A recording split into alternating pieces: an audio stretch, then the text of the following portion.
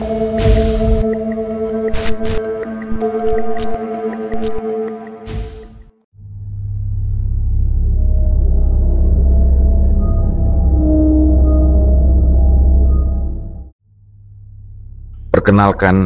nama saya Imron. Kala itu tahun 2012, saya masih bekerja di sebuah hotel bintang 3 di daerah Jakarta Pusat. Posisi saya adalah supervisor front office. Singkatnya, tugas saya mengatur para resepsionis di lobi, memastikan tamu yang masuk maupun keluar berjalan lancar, hingga semua urusan terselesaikan dengan baik.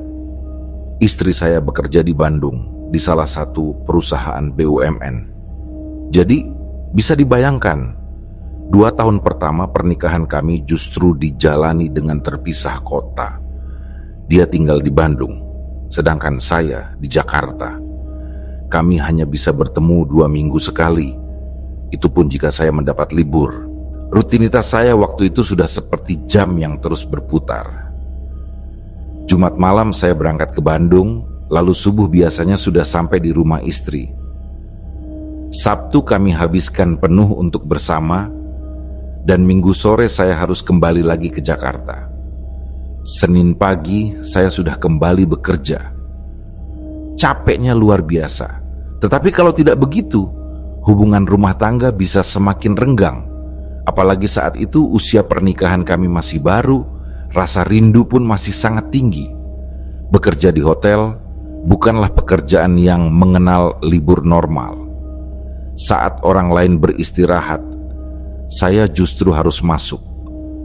Sabtu Minggu adalah hari tersibuk, begitu juga dengan tanggal merah. Sudah pasti saya harus berada di lobi. Karena itu, jika ada kesempatan untuk pulang, saya benar-benar memperjuangkannya. Kadang saya mengajukan cuti tambahan, kadang juga harus bertukar shift dengan rekan kerja. Malam itu, kebetulan saya mendapat libur pada Sabtu dan Minggu. Jadi sejak awal saya sudah berniat, Jumat malam saya harus berangkat. Saya masih mengingat jelas malam itu. Shift sore dimulai pukul 3, dan saya selesai tepat pukul 11 malam. Lobi hotel mulai sepi. Lampu putih di langit-langit masih menyala terang. Dingin dari pendingin ruangan menembus kulit.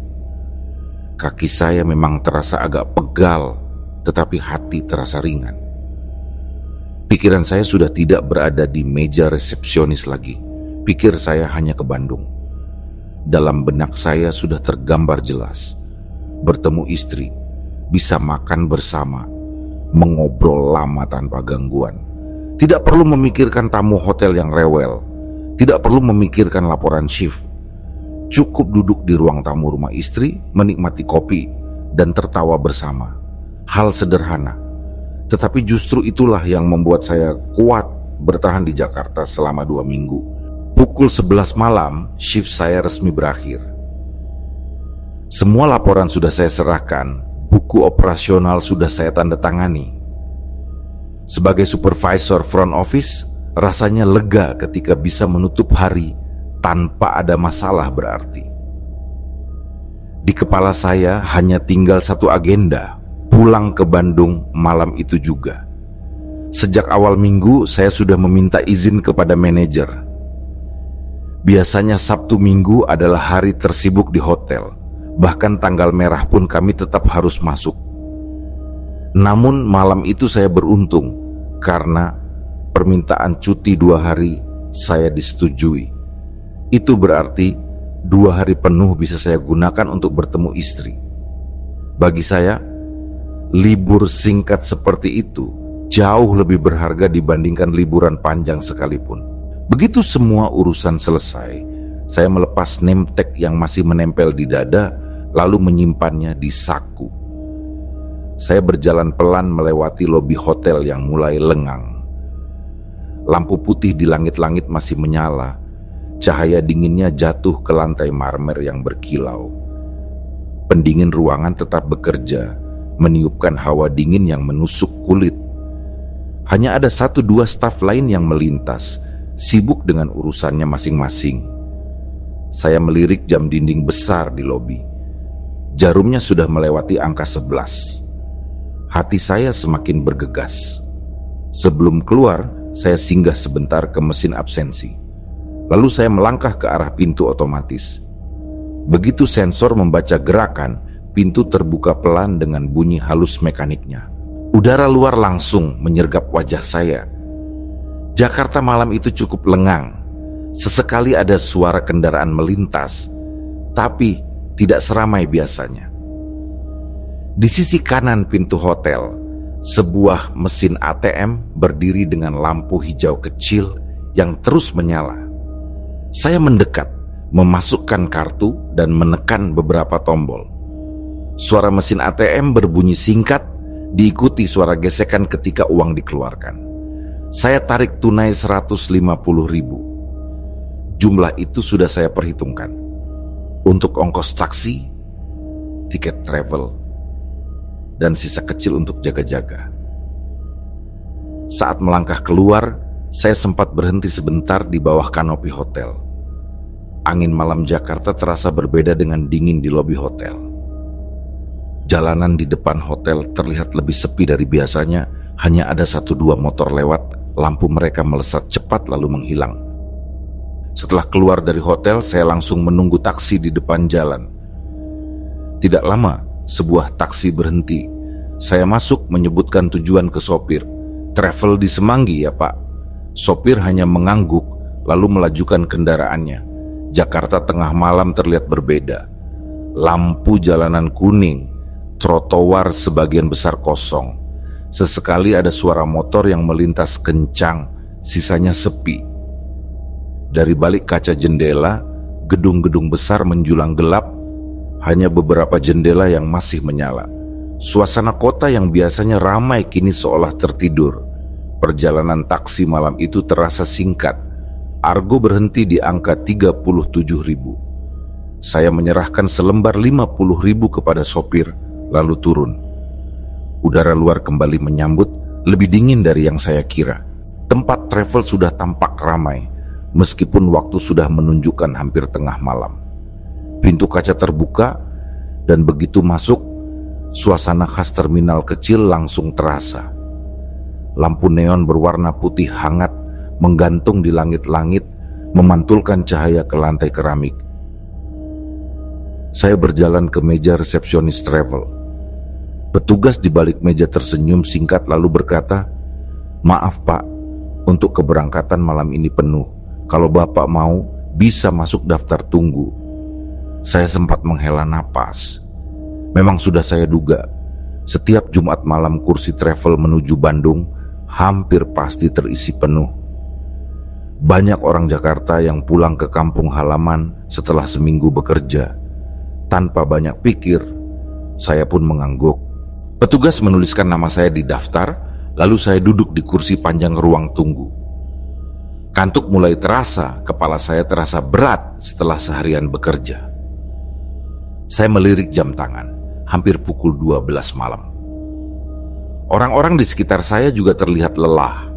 Ada yang memejamkan mata, ada yang sibuk menatap layar ponsel. Tidak lama kemudian petugas memanggil nama saya. Ternyata ada satu penumpang yang tidak hadir. Saya pun mendapat kursi pengganti. Lega rasanya. Saya segera membayar ongkos perjalanan sebesar Rp80.000, lalu diberi tiket kecil yang harus disimpan. Setelah itu saya masuk ke mobil travel. Kursinya sempit namun cukup nyaman. Lampu kabin redup. Udara di dalam mobil bercampur aroma pendingin ruangan dan sedikit bau tas kain dari penumpang lain. Saya duduk di kursi bagian tengah, meletakkan tas kecil di pangkuan. Sambil menunggu keberangkatan, saya membuka ponsel BlackBerry saya. Layarnya menampilkan pesan BBM dari istri. "Apa sudah di travel? Jam berapa sampai Bandung?" Saya membaca pesan itu lalu membalas singkat, "Aku sudah di travel sampai Bandung mungkin subuh. Kamu tidur aja, jangan ditunggu." Setelah itu saya menyimpan ponsel ke saku. Tidak lama kemudian, mobil travel mulai melaju keluar dari area Semanggi. Jalanan Jakarta tengah malam terasa lengang, hanya cahaya lampu jalan yang menemani. Kantuk semakin berat. Mata saya perlahan terpejam, tubuh mengikuti guncangan halus mobil yang melaju. Saya sempat ketiduran, dan ketika terbangun, jalanan sudah gelap betul.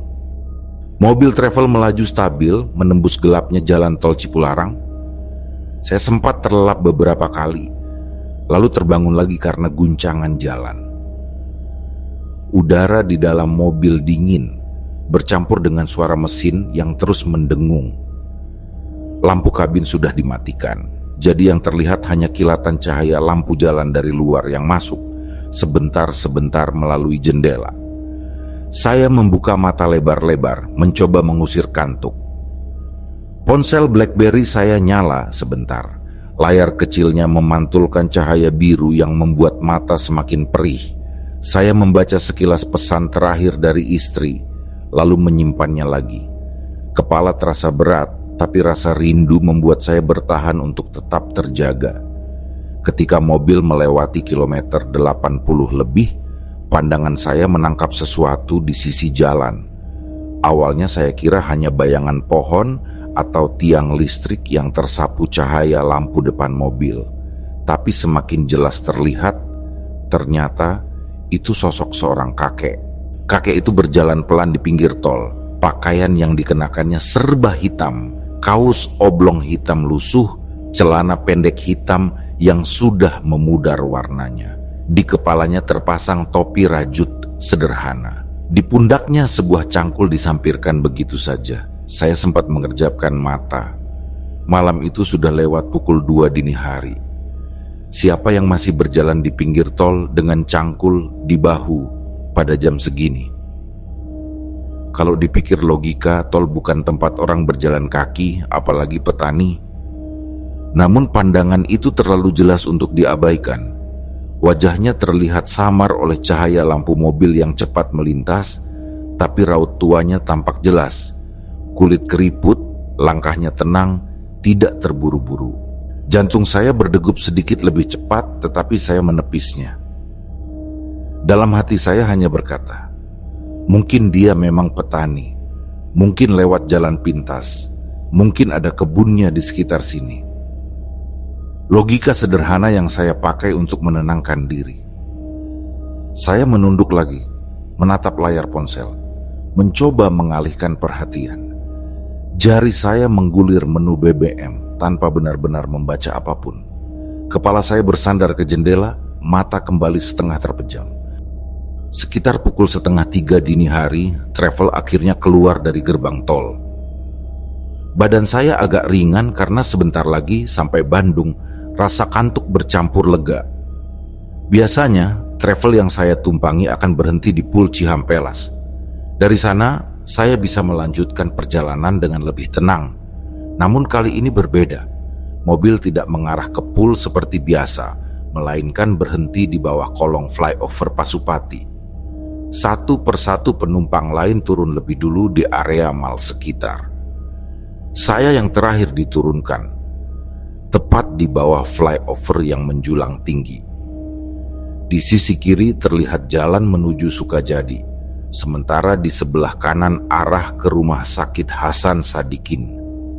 Saya berdiri di sana, menatap sekeliling, dan tiba-tiba ada rasa asing yang merayap di dada.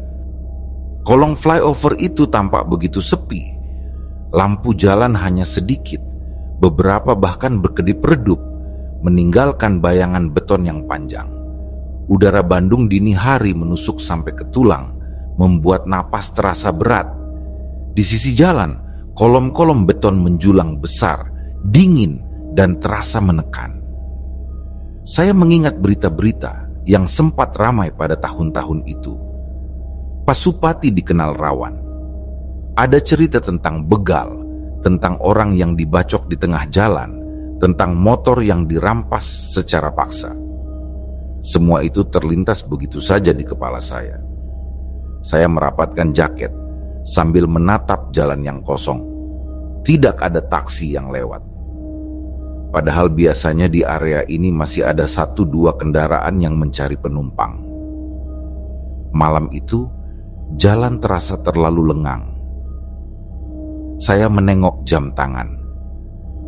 Jarumnya sudah hampir pukul 3 dini hari. Sebentar lagi azan subuh akan terdengar.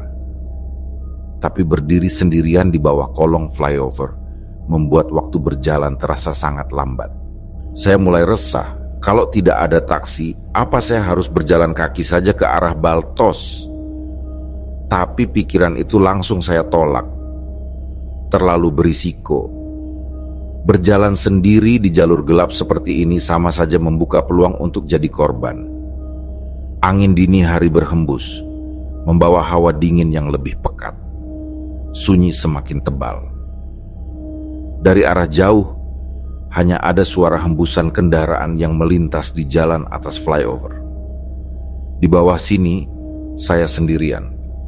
Saat pikiran saya mulai bercabang, antara menunggu atau nekat berjalan, dari kejauhan terdengar suara pelan. Suara mesin motor, seperti mendekat perlahan. Suara mesin motor itu semakin lama semakin dekat. Perlahan, suara itu menjadi jelas. Derum mesin tua yang parau. Dari balik bayangan flyover, sebuah motor muncul. Jalannya pelan, lampunya redup kekuningan.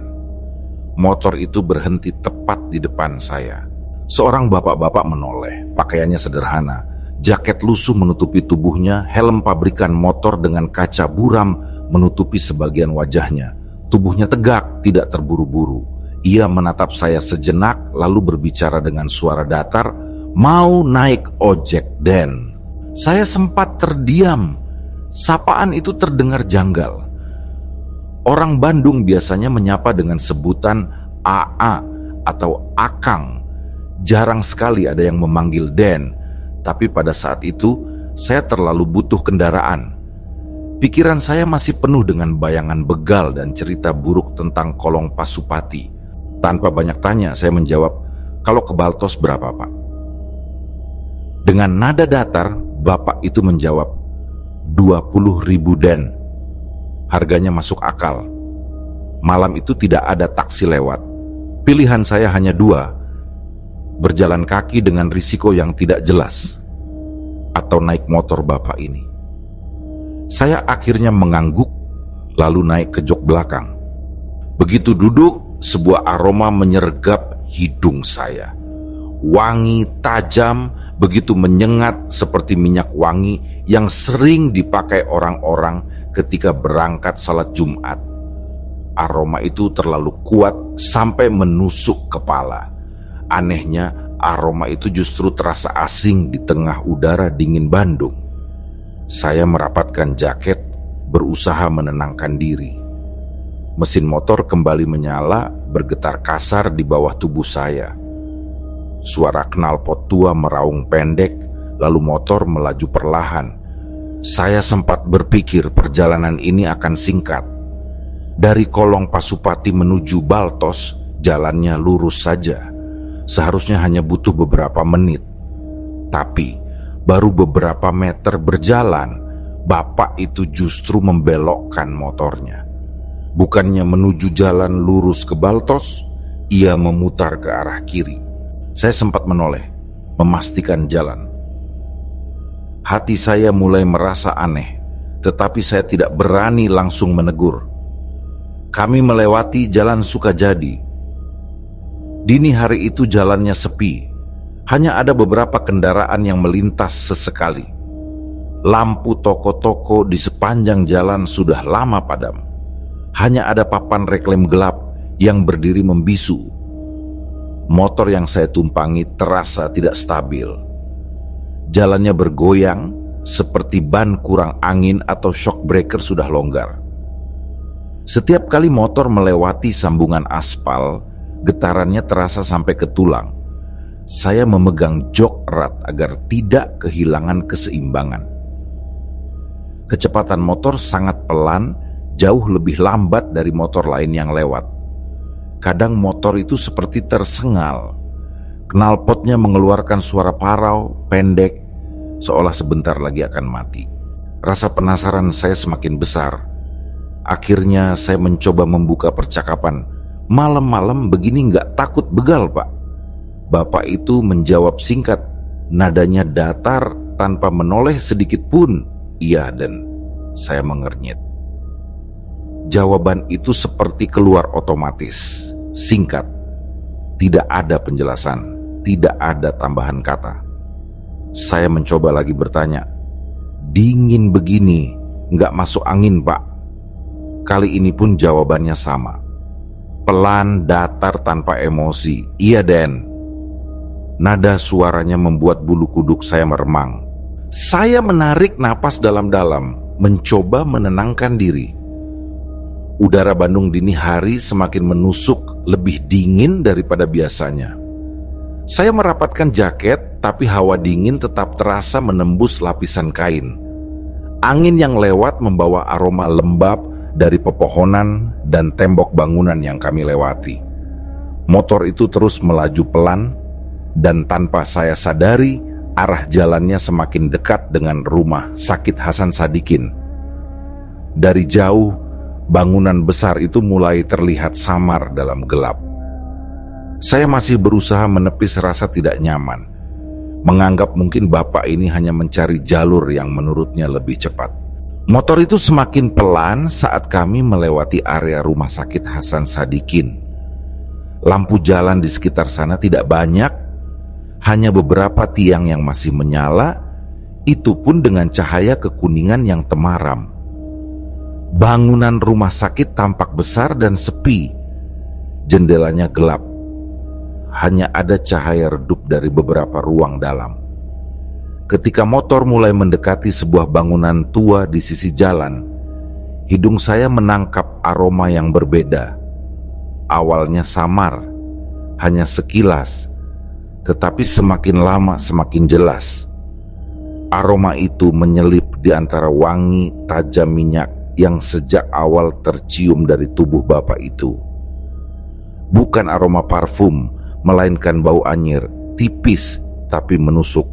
Saya spontan menarik napas lebih pendek, berusaha menahan agar bau itu tidak terlalu masuk, tapi justru semakin ditahan, semakin terasa jelas. Kulit saya meremang, jari-jari di tangan mulai dingin, meski udara malam sebenarnya sudah dingin sejak tadi. Ada sesuatu yang tidak wajar dari perpaduan dua aroma itu. Wangi minyak, wangi yang begitu kuat, bercampur dengan bau anyir samar, seperti bau besi yang terbawa angin. Suara mesin motor ikut menambah ketegangan. Motor itu seolah mengerang, memaksa untuk tetap hidup. Suaranya tidak stabil, kadang tersendat, lalu meraung pendek sebelum kembali pelan. Getarannya terasa sampai terasa ke tulang. Saya menatap ke depan. Di sisi kiri jalan, tampak jelas tulisan kecil yang menandai bangunan itu. Saya tahu betul itu adalah kamar jenazah. Pintu besi terlihat tertutup rapat, dindingnya kusam, dan ada ventilasi kecil di bagian atas. Dari ventilasi itulah saya membayangkan bau samar itu keluar dan terbawa angin malam. Hati saya mulai tidak tenang. Saya memberanikan diri membuka suara, mencoba terdengar biasa saja. Saya turunnya di depan Baltos ya, Pak. Bapak itu tidak menoleh. Tanpa ekspresi, ia hanya menjawab pendek, "Di sini aja." Saya terdiam, ucapannya datar. Motor pun melambat. Bukan menuju Baltos seperti yang saya minta, tetapi berhenti di sebuah titik yang membuat dada saya semakin berat. Tepat di bawah sebuah pohon besar, di seberang gedung Rektorat ITB. Saya sempat tertegun. Pohon itu tampak tua, batangnya lebar. Daunnya rimbun menutup sebagian cahaya lampu jalan. Lampu kuning di dekat situ temaram, membuat bayangan pohon jatuh panjang ke trotoar.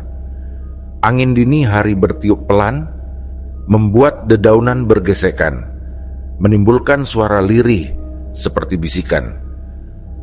Gedung Rektorat ITB di seberang berdiri kokoh dan gelap, hanya sebagian kecil jendela yang masih memantulkan cahaya samar. Bayangan gedung besar itu menambah kesan dingin di sekitar. Bapak itu menghentikan motor tanpa banyak bicara. Saya turun perlahan, berusaha menjaga sopan santun meskipun hati saya penuh tanda tanya. Saya merogoh dompet, mengeluarkan selembar 20.000 dan menyerahkannya. Bapak itu menerimanya tanpa komentar, tanpa terima kasih, tanpa tatapan yang berarti. Setelah itu, ia hanya mengangguk singkat. Saya melangkah mundur, menunggu motor itu pergi. Anehnya, suara mesinnya pelan sekali, nyaris tenggelam di antara desau angin. Dalam hitungan detik, motor itu sudah tidak terlihat lagi, seolah ditelan kegelapan jalan di depan. Saya berdiri sebentar di bawah pohon itu, menatap sekeliling. Trotoar terasa lembab, entah karena embun atau sisa hujan yang turun sebelumnya. Kaki saya menjejak dingin, suara sepatu beradu dengan permukaan jalan. Perlahan saya menyeberang menuju sisi Baltos. Jalan di depan sepi, hanya ada 1-2 kendaraan yang melintas cepat. Dari seberang, terlihat beberapa lampu toko mati, menyisakan suasana muram. Di dekat Baltos, ada sebuah warung kecil yang masih buka. Lampu neonnya berwarna putih, berkelip sebentar-sebentar, lalu menyala lagi. Kehadirannya terasa seperti titik kehidupan di tengah jalanan yang lengang. Saya memutuskan berjalan ke arah sana. Warung kecil di samping Baltos itu tampak sederhana. Dindingnya terbuat dari papan kayu dengan etalase kaca yang sudah buram di bagian bawah. Lampu neon putih menggantung di atas, cahayanya redup dan sesekali berkelip, membuat bayangan di sekitar warung terlihat bergoyang. Saya melangkah masuk mendekati etalase. Seorang lelaki paruh baya duduk di balik meja kayu, menatap saya dengan wajah datar. Napasnya terlihat dari mulut karena udara dini hari itu begitu dingin. Tanpa banyak bicara, saya berkata, "Rokok 1 mang." Tangan penjual itu langsung meraih 1 bungkus rokok dari rak kecil di belakangnya. Suara bungkus plastik berderit pelan saat ia meletakkannya di atas meja. Saya mengangguk, lalu merogoh dompet. Ketika membuka lipatan dompet, saya terdiam. Tidak ada selembar uang pun di sana. Padahal, saya merasa jelas sekali baru saja membayar ojek 20.000. Seharusnya masih ada sisa uang, meski tidak banyak. Saya cepat-cepat menghitung ulang di kepala. Tarik tunai 150.000 dari ATM, 80.000 untuk travel, 50.000 untuk sopir taksi, padahal argo hanya 37.000. Lalu 20.000 untuk ongkos ojek. Hasilnya memang 0. Tapi perasaan saya tetap aneh, seolah ada sesuatu yang janggal. Dompet itu terasa lebih kosong daripada seharusnya. Saya menelan ludah. "Maaf, gak jadi mang." Penjual itu tidak langsung menjawab. Ia hanya menatap saya lama. Sorot matanya aneh, seperti sedang mencoba memahami sesuatu. Tatapannya membuat saya tidak nyaman. Saya mencoba mengalihkan pandangan, namun tatapannya tetap mengikuti. Pandangan matanya seperti ingin mengatakan sesuatu, tetapi bibirnya tidak bergerak. Saya menarik napas panjang, mencoba tetap tenang. "Saya pulang dulu, Mang."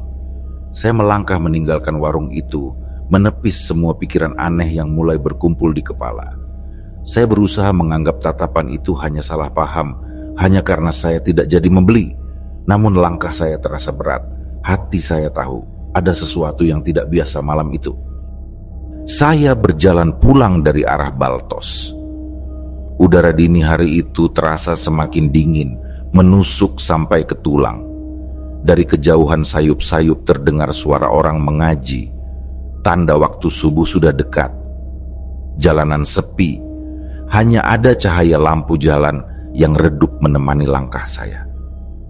Sampai di depan rumah, saya membuka gerbang perlahan. Engselnya berbunyi lirih, menambah kesunyian malam. Saya mengetuk pintu beberapa kali. Tidak lama kemudian, pintu terbuka. Istri saya muncul dengan masih mengenakan mukena, wajahnya terlihat terkejut. "Tumben banget sampai jam segini," katanya. "Biasanya kan lebih cepat." Saya agak kaget dengan reaksinya. Seolah-olah waktu yang saya tempuh jauh lebih lama dari biasanya.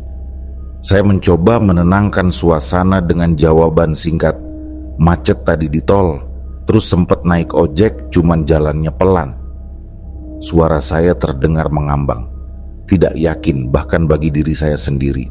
Istri saya hanya mengangguk kecil, meskipun sorot matanya menunjukkan rasa heran.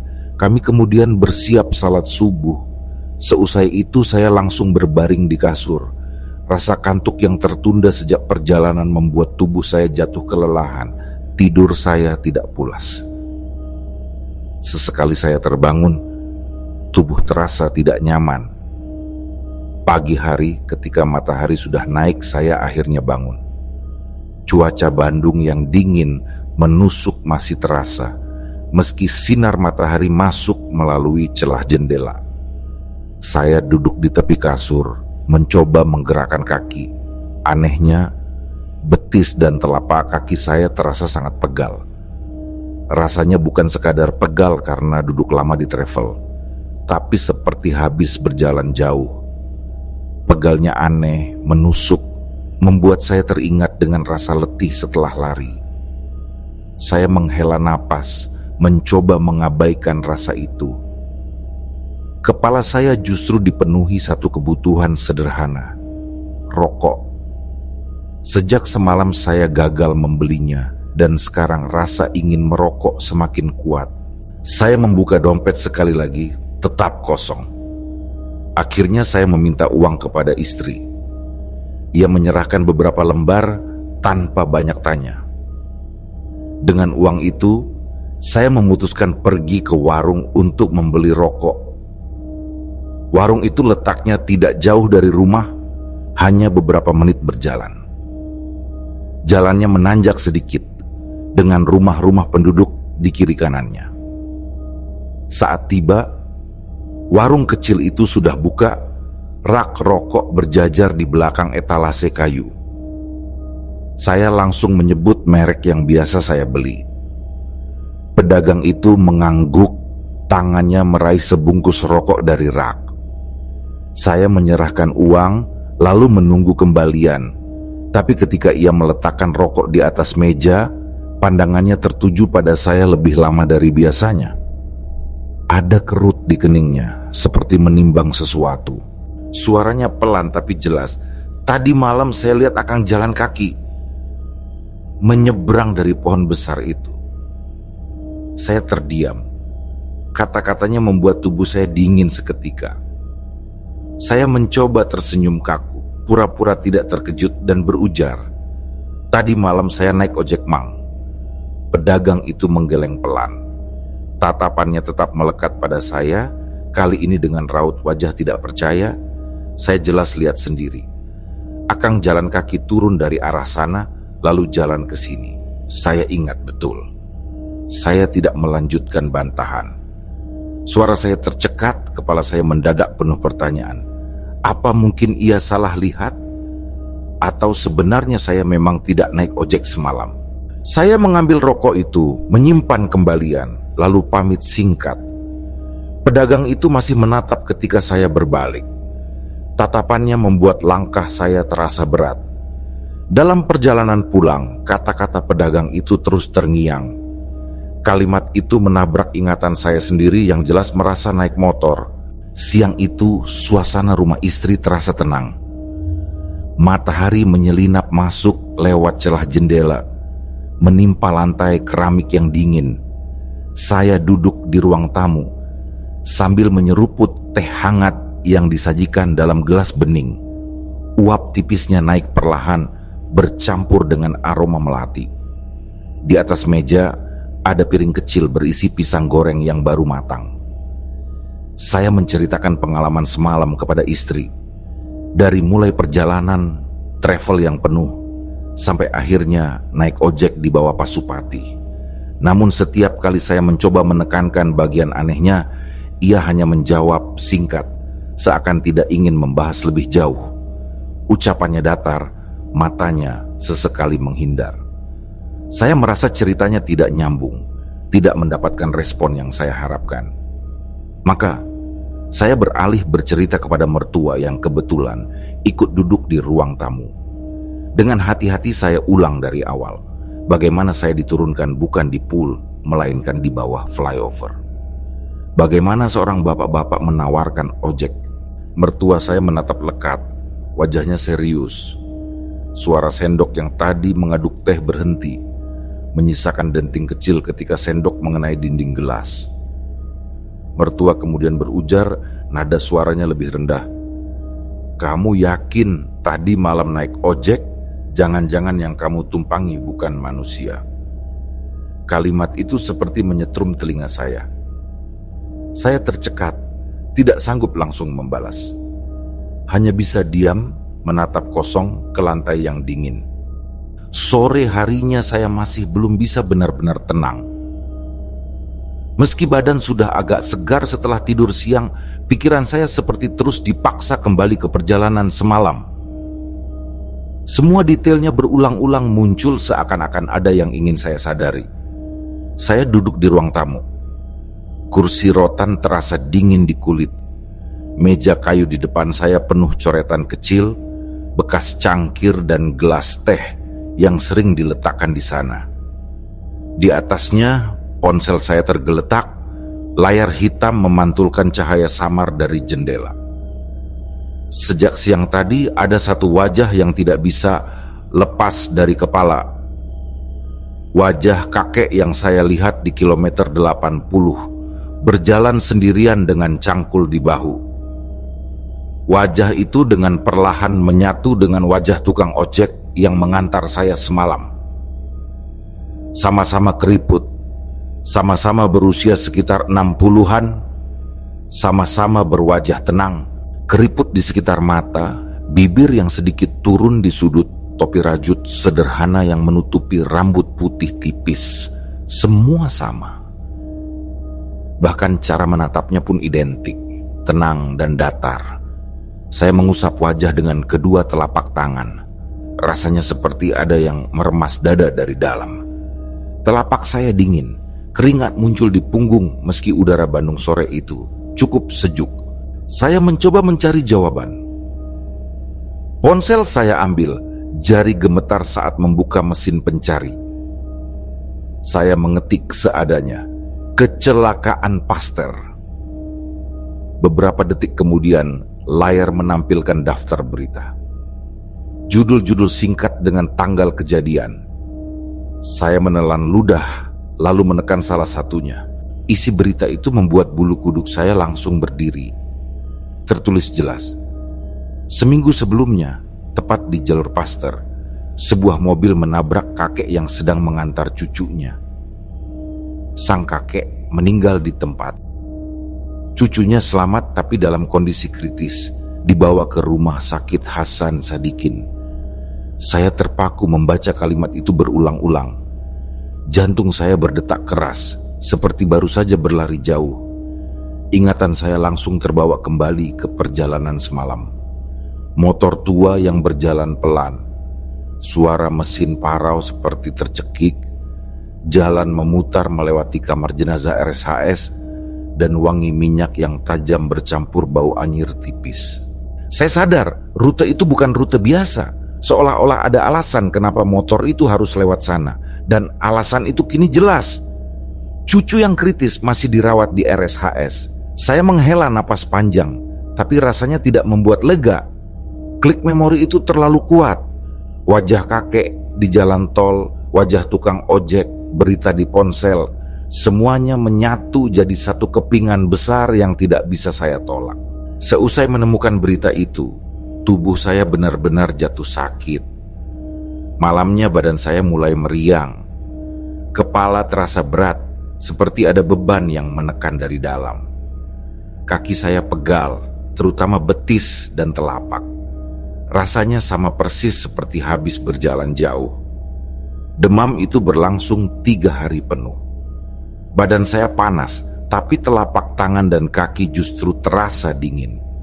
Kadang ketika memejamkan mata, bayangan wajah kakek itu muncul lagi, berdiri di pinggir tol dengan cangkul di bahu. Kadang bayangan lain, tubuhnya duduk di atas motor, membelokkan arah ke kamar jenazah RSHS.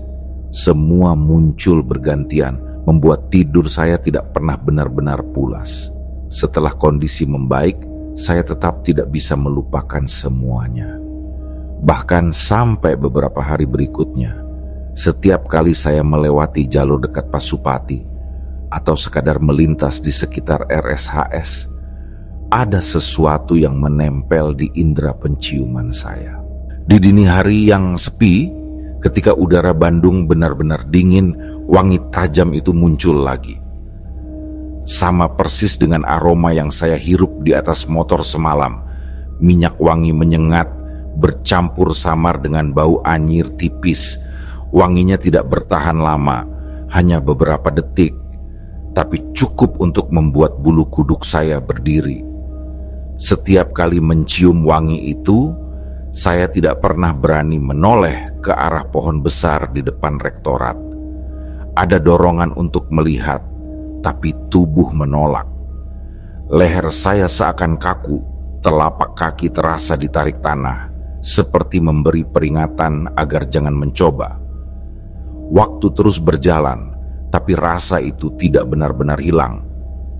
Sesekali, kalau saya sedang melintas di dekat lokasi itu, pertanyaan yang sama selalu kembali. Cucunya selamat atau tidak? Berita terakhir yang saya baca hanya menyebut, cucu itu kritis, dirawat di RSHS, tidak ada kelanjutannya. Sampai sekarang, setiap kali angin dini hari turun dari arah Pasupati, hidung saya bisa menangkap wangi itu lagi. Tipis, tapi jelas. Minyak wangi yang menyengat, menyelip di antara dinginnya udara Bandung.